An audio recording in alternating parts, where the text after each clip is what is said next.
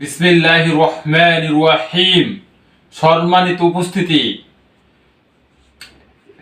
আমরা অনেক কিছুই ভুল করি জীবনে, গোপনে কিংবা প্রকাশ্যে। গোপনে অনেক দেখা যাচ্ছে আপনার শয়তান আমাদের, ইবলিশ শয়তান আমাদেরকে, দুষ্টু জিন জাতি ইবলিশ শয়তান আমাদের পিছে সবসময় শত্রুর মতন কাজ করে। কেননা তার একটাই রাগ যে তারা যেন কেউ জান্নাতে না যেতে পারে। আর যত আদম আলাইহিসসালাম থেকে শুরু করে হযরত মুহাম্মদ সাল্লাল্লাহু আলাইহি সাল্লাম পর্যন্ত যত নবী এসছে, তাদের কাজ ছিল যে আল্লাহ তাআলার আল্লাহ ভোলা বান্দাকে আল্লাহর সাথে সম্পর্ক করে দেওয়া।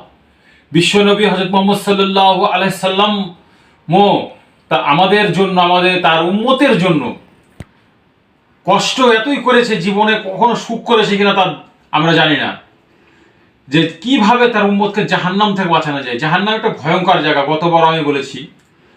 তো আমি গোপনে যতই গুনাহ করি না কেন, ওই শয়তান মানুষ রূপে যে আপনার মানুষের সামনে যে আপনার জিনিস প্রকাশ করে দেবে, যেন মানুষের কোনো গোপনীত্ব থাকে না।